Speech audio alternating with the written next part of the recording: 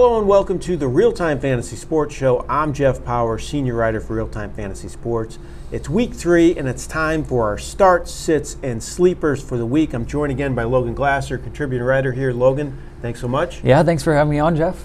We have a lot of good starts, sits, and sleepers for this week. Before we get into that, though, let's talk about our Pick'em contest real quick. We have another promotion that we're running for this week. You want to fill in everybody? Yeah, for sure. For tonight's game, Thursday Night Football, we're going to have Mitch Trubisky over under 0.5 passing touchdown. So this is a great chance. You can go in, you can parlay that with another over-under and win up to 3 times your entry fee, or go 5 for 5 and win up to 20 times your entry fee. We had several users that won 20 times their entry fee, so it's been really exciting going with the Pick'em contest so far this year. Yeah, we had some big hits this past week. Pretty cool. Yeah, so take a chance on those. It's a lot of fun. It's a good addition to your fantasy games if you want to do something a little different, right, Logan? Yeah, exactly. And Sunday slate is also up, so we got all the games, all the players over-unders, so go take a look into that under their daily tab under Pick'em.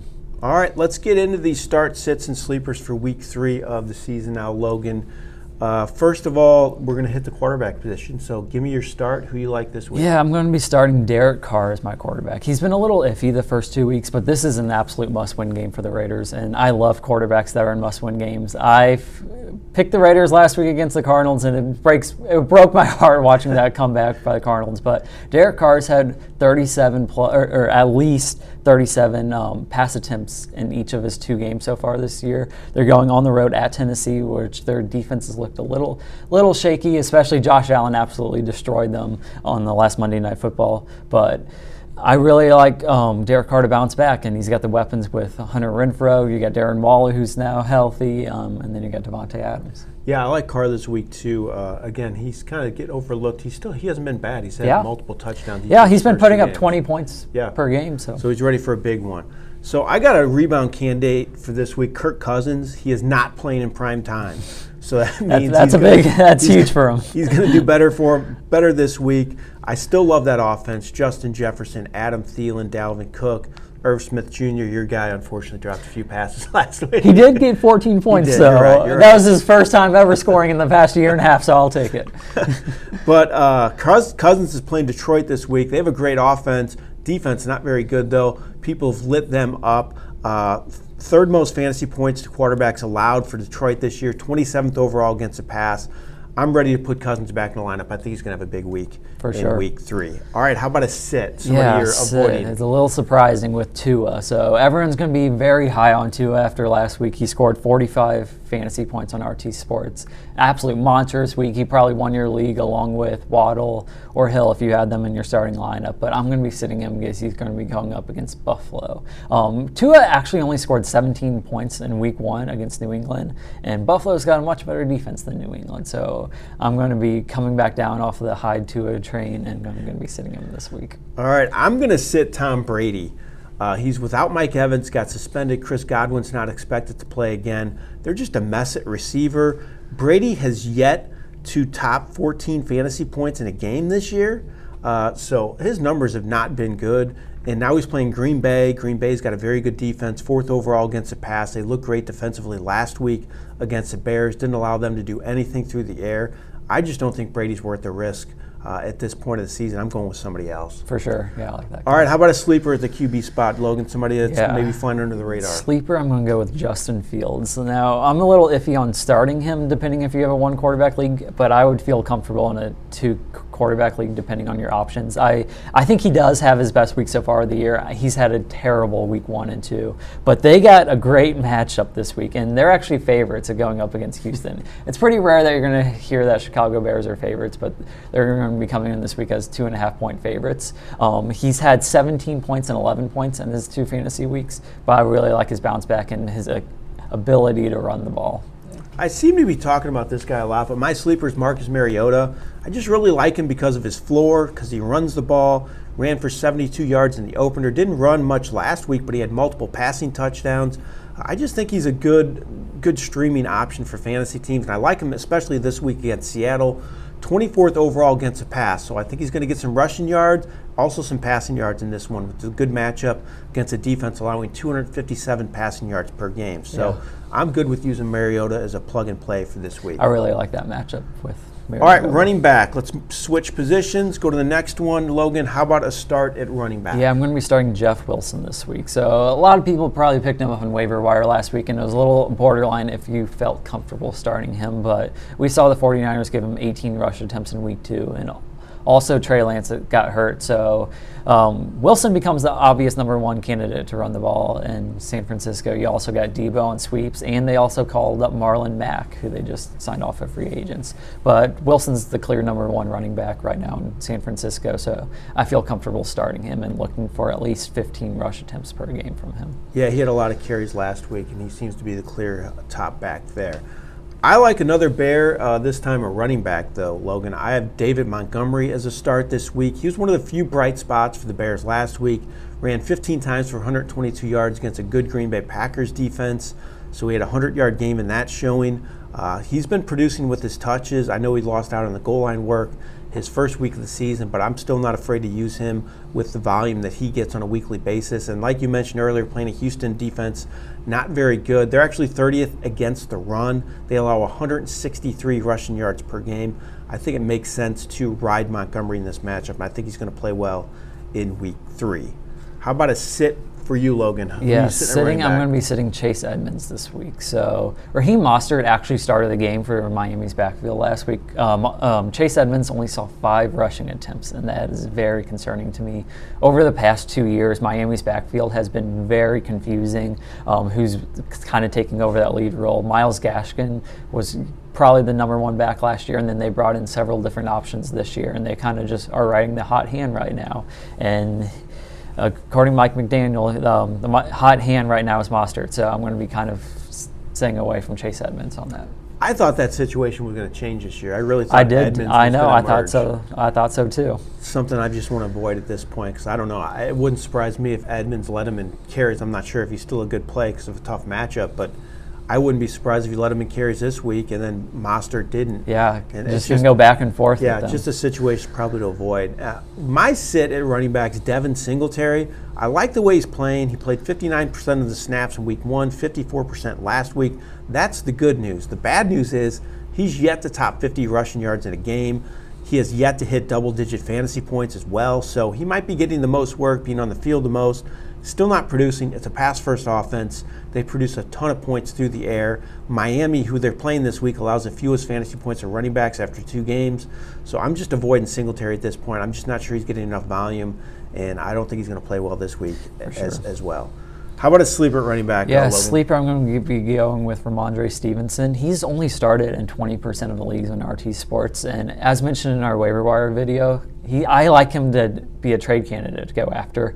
He actually played 65% of the snaps for New England, out-snapping Damian Harris. I think he's starting to slowly take over that lead running back 1 position in New England with Damian Harris right behind him, but I really like that. And I'm thinking a little bit of a high-scoring game against Baltimore after Baltimore's defense has looked very shaky the first 2 weeks. Yeah, I like that. I have Dameon Pierce as a sleeper for this week. He was much more involved in the offense last week, played 62% of the snaps at running back, had 15 carries for 69 yards. Not great numbers overall, but he got a lot of volume. I think that's good news for him this week against the Bears. They're dead last against the run, allow 189.5 rushing yards per game. So I think Pierce finally has a breakout game this week in week 3. How about a start at running back, at receiver for you? Receiver, I'm going to be going with Drake London as my receiver that I'm going to start this week. I have got London in several different leagues, and I think he was on the bench in every single one of my leagues last year. But now after seeing 2 weeks of him in the NFL, I feel comfortable enough to start him. He had 12 targets week 2, 86 yards with the touchdown. He's ranked 14th overall wide receiver through the first 2 weeks. He's got a great matchup, as we stated, against Seattle with Marcus Mariota at quarterback as one of Jeff's picks. But I really like him, and I feel comfortable now starting him after seeing him 2 weeks into the rookie receivers definitely living up to the hype. For sure. Definitely living up all to the of hype. them. So it's kind of ironic. It seems like we have people from the same teams, but one of my starts too is Jacoby Myers with New England. Now, first of all, I'm going to preface this by saying he did pop up on the injury report with a knee injury, had had it checked out. It turned out that it's something minor apparently, but he's still, I think he's a little up in the air at this point as we tape this. But if he doesn't play, pivot to Nelson Aguilar as my play here. But I really like Myers if he's in the lineup against Baltimore. They're a disaster against the pass, allow the most fantasy points to receivers. Myers is the top target in this offense. He had 9 catches for 95 yards last week on 13 targets. He gets a lot of looks. He got a lot of looks last year. I thought he was undervalued in drafts during the season, before the season. So I think Myers is a really good play this week as long as he's healthy and on the field. If not, pivot to Aguilar. Either way, I would target the top receiver in New England's offense for this week against a really bad. Myers has looked good the last 2 weeks. Yeah. He's all right, let's move on to our sits now for receiver. Logan, what's your sit for this I'm week? going to be sitting Juju Smith-Schuster. So Kansas City's wide receivers absolutely scare me right now based off of how the first 2 weeks have gone. Juju only saw 3 targets in week 2, and Mahomes and the Chiefs offense are completely spreading the ball around. I think you can only count on Travis Kelce, Mahomes, and Clyde Edwards-Helaire in your starting lineup for KC offense. And then you got those boomer bust plays like MBS, Juju, and McCole Hardman. You can even throw in there. But they're going to spread the ball around to several different wide receivers. They're going to use unique play for or calling to get the ball in different hands. So it scares me to go ahead and start a Chiefs wide receiver. So Patrick Mahomes wasn't lying when he said somebody different each week was going to step up. Yeah. He said that for the season. And that's exactly how it's been the first 2 weeks for sure. It definitely scares for fantasy teams. My sit is a veteran receiver with a lot of good track record as well. Jarvis Landry.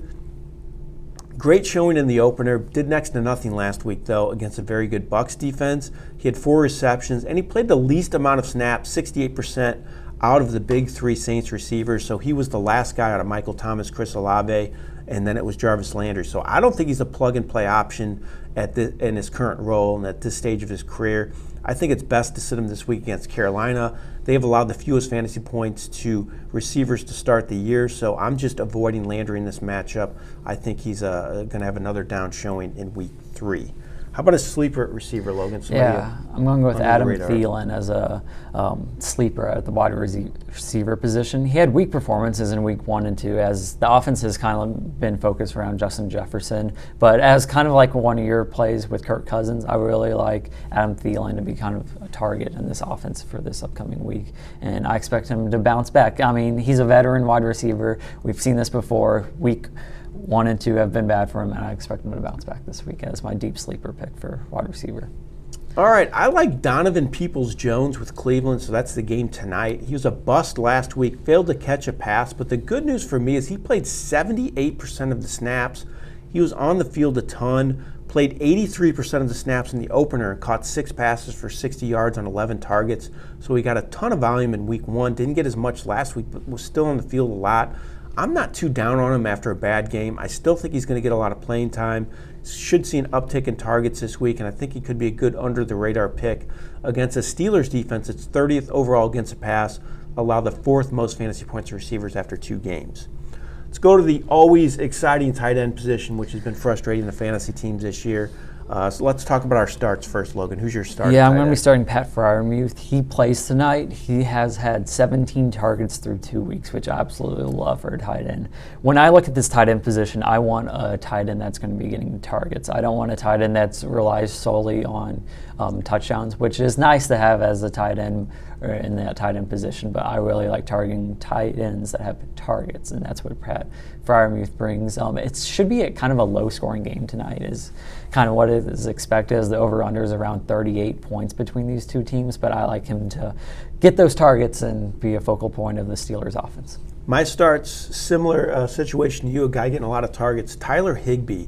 So, like we mentioned, tight end position, bit of a disaster. Higbee's been pretty consistent, though. 14.1 fantasy points last week. He's been targeted 20 times in 2 games, so that really helps his floor. I think he's a legit #1 tight end for teams at this point, and I think he's going to produce well against Arizona. They've been awful against the tight end to start the year, allow the most fantasy points to tight ends. So I think Tyler Higbee's going to be a good play this week once again. Yeah, he stepped up in the offense big time for the last 2 weeks, so I really like that play.